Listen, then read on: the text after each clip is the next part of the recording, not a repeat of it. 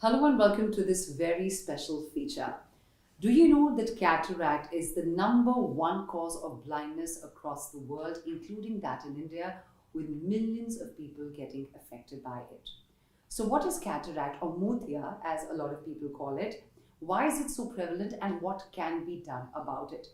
To know it all, we have with us in this very special feature today someone who's a veteran, a pioneer in this field. Please join me in welcoming on board to answer all the questions we have about cataract today, Chairman and Medical Director, Center for Sight Chain of Eye Hospitals, Padma Shri Professor Dr. Mahipal Sachdev. Thank you so much, sir, first for making time out of your schedule and being here with us.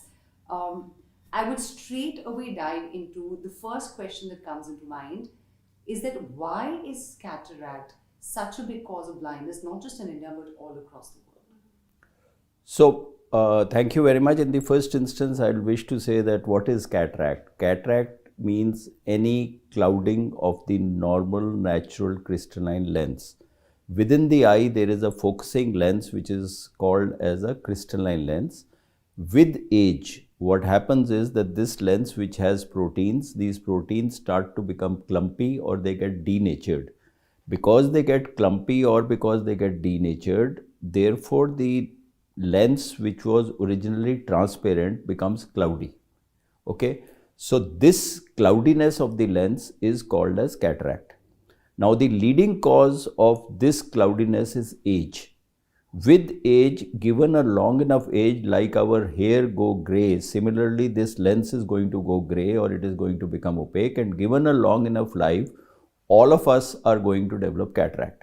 So this is what is called as senile cataract या सफ़ेद मोतिया जो उम्र के हिसाब से होता है. There are other causes of cataract. Even children can be born with cataract, which are called as developmental or congenital cataract. Diwali, Dussehra season, etc. Cracker injuries, bow and arrow injuries. There can be injuries in factories, etc. So you can have traumatic cataract. That means because the lens has got injured, so therefore it becomes opaque. Then there are certain metabolic diseases, for example, diabetes, thyroid, etc., which can also increase the incidence or get the cataract, like COVID. A lot of people had steroids. So these steroid intake can also precipitate the onset of cataract. So the opacification of the lens is called as cataract. And why we are having so many cases of cataract is because longevity is increasing and the lenses are going grey or opaque, and therefore we are getting cataract. So that's a normal phenomenon. One important thing that you need to understand is that for reasons which are not fully known, Indians tend to develop cataract maybe 10 years earlier than their Westerners. It could be genetic, it could be a lot of sunshine, it could be malnutrition in childhood, etc. But there are several factors which one doesn't know, but we tend to develop cataract slightly earlier than what the Western population does. Now, the magnitude is pretty large. India does about 75 lakhs of cataract surgeries a year. And that is China, US and Europe put together. So that's the kind of numbers that we are doing, and we have only close to about 30,000 ophthalmologists in India, out of which you can say maybe about 18 to 20,000 are operating surgeons. So there's a lot of load that is there for each surgeon that is in India doing these cataract surgeries. Unfortunately, there are claims which are touted by people that by putting this or that drop, you can have the cataract go away. As of today, there is no medical cure. Let me re-emphasize, despite these false claims, there are people who put homeopathic medicine, there are people who put Ayurvedic medicine, but there is no known medicine today which can retard or reverse the process of this clouding of the lens. This is like you are changing age. Like there is nothing which is anti-aging, just now people age. Similarly, the lens of the eye has to age, and a person will develop cataract. So the only treatment that is there today is to do surgery. And therefore, in the absence of the facilities to do surgeries across India, maybe totally in the rural population, etc., etc., this remains one of the leading cause of blindness. Fortunately or unfortunately, whatever way you want to put it, it is unfortunate that this is a reversible cause of blindness and we are not able to cater to all the blind people. But the fortunate part is that if you do get a cataract surgery, you will get your vision back. Right. How does one know the one's getting cataract? What are the symptoms of it? So the main symptom of a person getting cataract is painless, progressive diminution of vision. That means it's not a sudden process, it's a slow onset, gradual diminution of vision. Then a person would maybe go to an optician and say, okay, my glass power is changing. So there could be frequent changes of glasses. There could be a diurnal fluctuation that a person may see better during the day and see worse at night, or vice versa, depending on the type of cataract which is there. Then you could see multiple images from the same eye. So that is uniocular, that means from one eye. Uniocular diplopia means doubling, or polyopia. And sometimes you also see colored halos. So these are the symptoms. If the cataract goes bad, which is a rare situation, that means that jo safed motia, which is cataract, turns into a glaucoma, which is also known as kala motia. Then the pressure of the eye goes up and the person can have sudden deterioration of vision. That is because of the lens getting swollen. But otherwise, painless progressive diminution of vision is the main symptom that a patient has. How intensive, Dr. Sachdev, is a cataract surgery, the procedure itself? Okay, so if we look at cataract surgery, there have been phenomenal advances in cataract surgery. Cataract surgery actually started out of India. That is India's, I would say, dein to the world, and that is Shushruta. Shushruta was the person who started cataract surgery by a simple procedure called as couching. So cataract, the center of the eye and the pupil through which the light is going, there is a cataractous lens there. So what he did was they put a needle there and he would dislocate or throw back the lens within the eye. So this pupil then became clear. Instead of like a curtain here, the curtain would be into one. That was what Shushruta did. And thereon the cataract surgery have evolved. Significant evolution, since maybe even when we were doing our post-graduation, at that time there was an intracapsular cataract surgery where the entire lens was removed in one go, or it was in a single piece.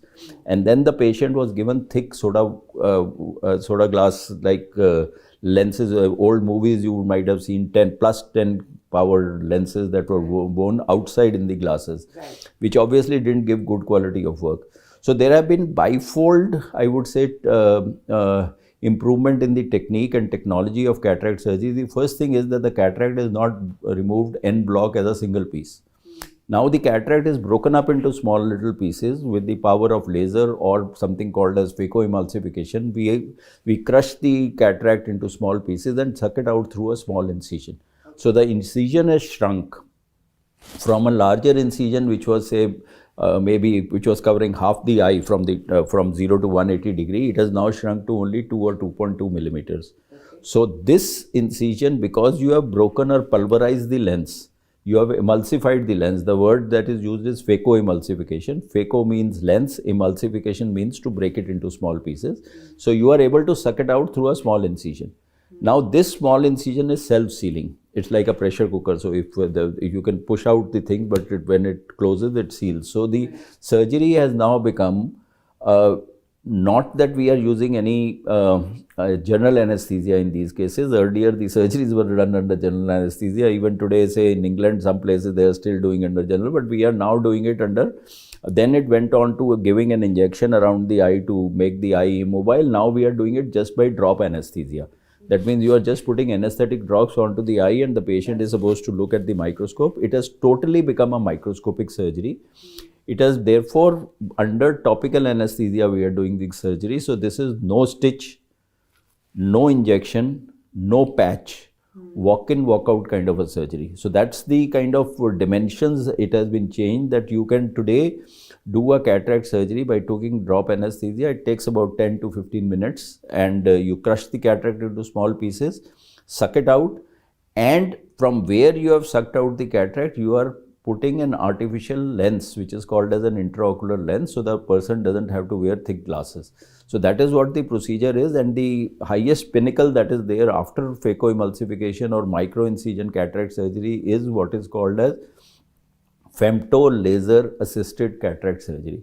So with the help of a laser which is called as a femto laser, we are doing certain steps of the cataract, then which makes it more precise, more accurate, and the outcomes are much more better, and it is more gentle on the eye.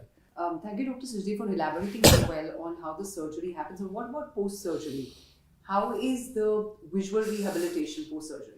Okay, so first thing is that there are certain myths and everything that you have to be in the bed, etc. Because earlier, when the cataract surgery was done and there was a larger incision, people were put in sandbags. Like your head, there were no sutures at that time, etc. So there was an incision so that the internal parts of the eye don't come out. So the patient was supposed to be immobile and the heads were not moving. Therefore, typically these surgeries were not done in monsoons or in summers, etc., etc.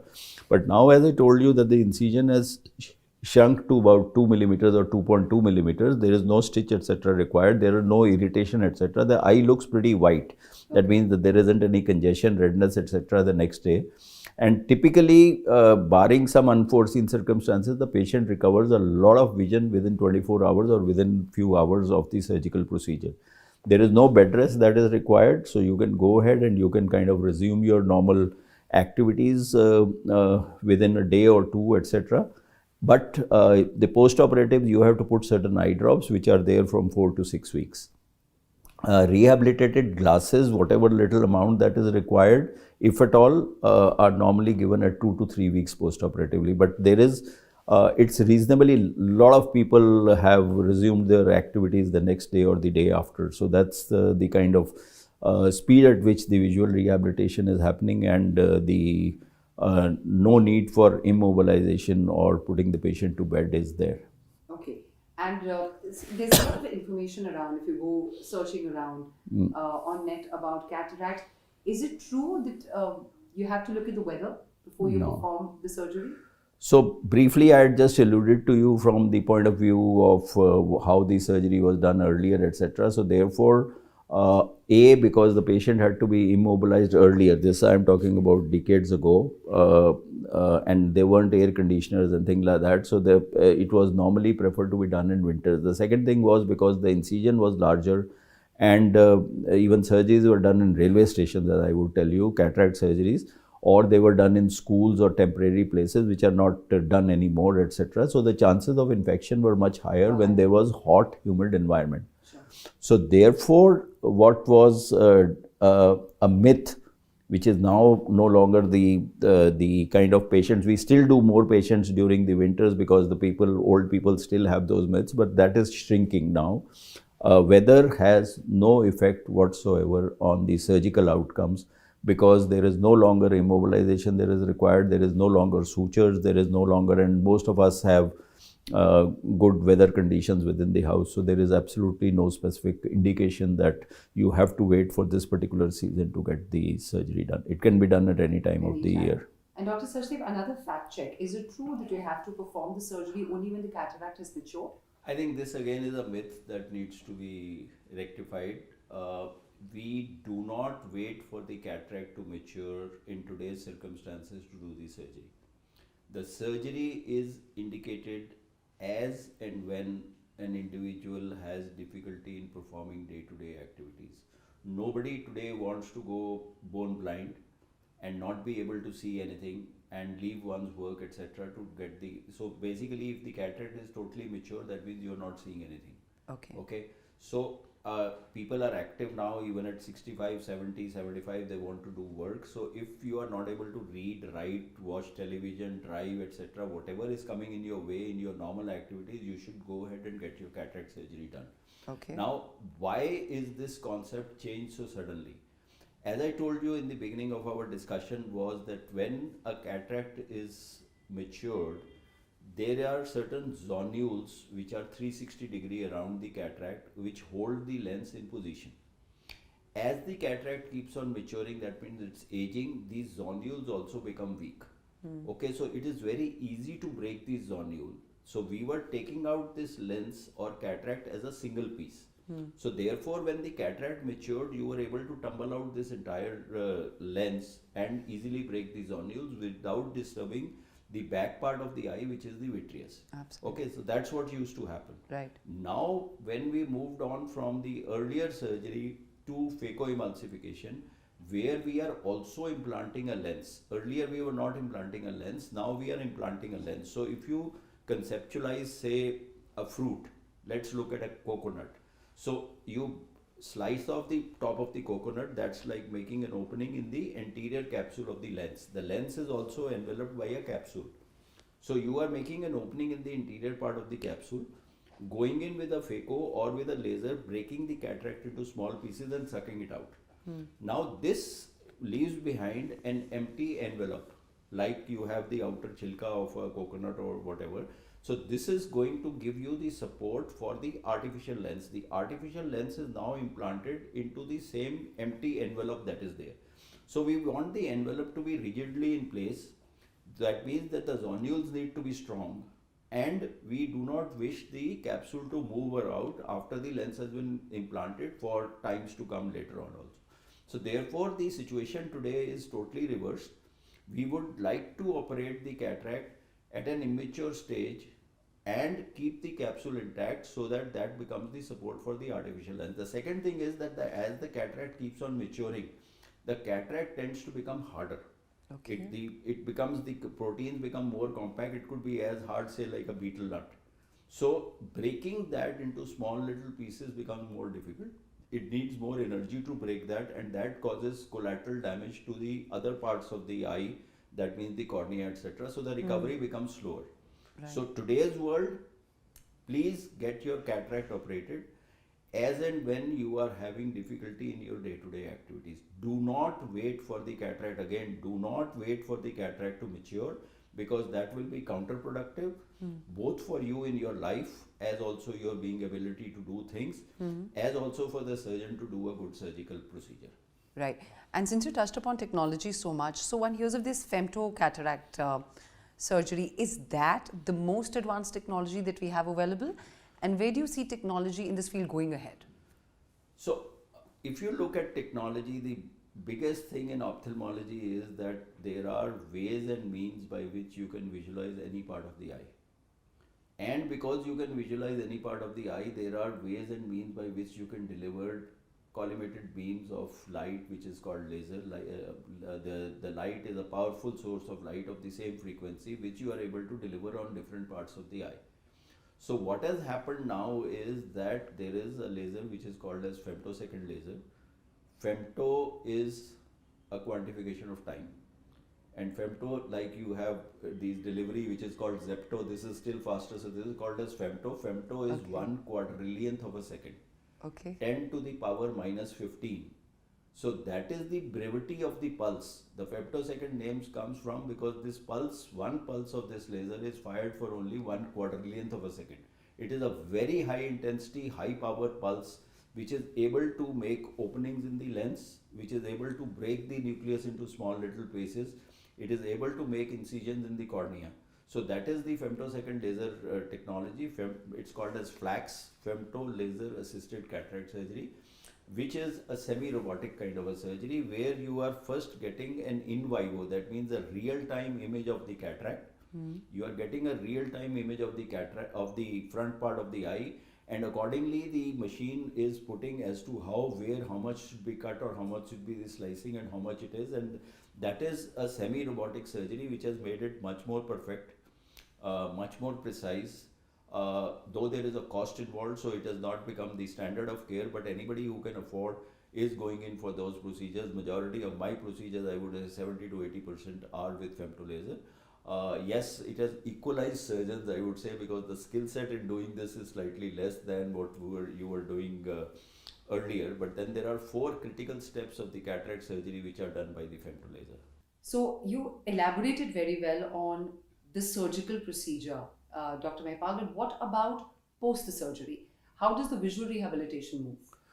Okay, so nowadays almost every cataract surgery, from where you are taking out the cataract, you are supplanting or implanting an artificial intraocular lens within the eye. Okay, again there is a story to this through the development of intraocular lens. After World War II, an intern was watching a cataract surgery being done by Sir Harold Ridley in England, and the cataract was taken out, and that's about it. The surgery ended there, and then the person was supposed to wear thick glasses afterwards. So the intern asked out of ignorance. He said, "Sir, are you not going to replace this by another artificial, by something to replace this?" So Sir Harold Ridley saw a World War veteran, an air pilot, who had a piece of shattered glass be lying in the eye. It was inert, it was not causing any reaction. Okay. And this question from the intern made him think about it, that because this is a piece of perspex of plastic, if we mold it like the glasses of the lenses and we mold it and put it within the eye, and because it is inert, then you may obviate the need of putting thick glasses after cataract surgery, and therefore the term or the new technology that came in was called as intraocular lens. That means that within the eye, you are implanting an artificial lens. Okay. And this is something that is pure part and parcel. There has been several improvements in this intraocular lens technology. Now we have foldable lenses. Like I told you that the incision has shrunk. Therefore, the artificial lens, which was made of plastic earlier, perspex, the same thing with which the glass windows of the aeroplanes are made, it is now made of acrylic material or earlier of silicone, which could be folded on itself.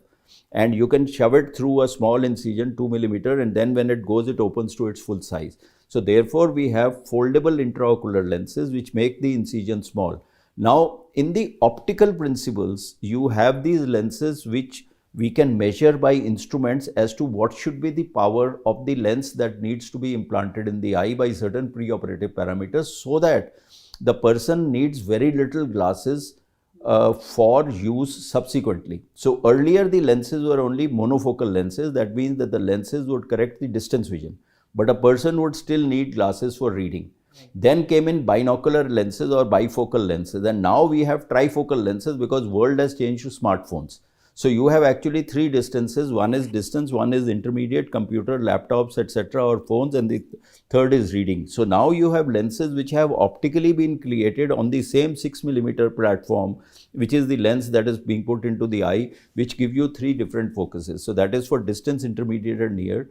And therefore, with these lenses, you are reducing the dependence on glasses post-operatively. So we are able to get a patient significantly off glasses with this cataract surgery. And now also you know something like in the glasses you have a cylindrical power. So similarly, the lenses that are available today are called as toric intraocular lenses. So if the person needs a cylindrical power, you can even use these toric intraocular lenses, which can be either of the monofocal variety or the trifocal variety.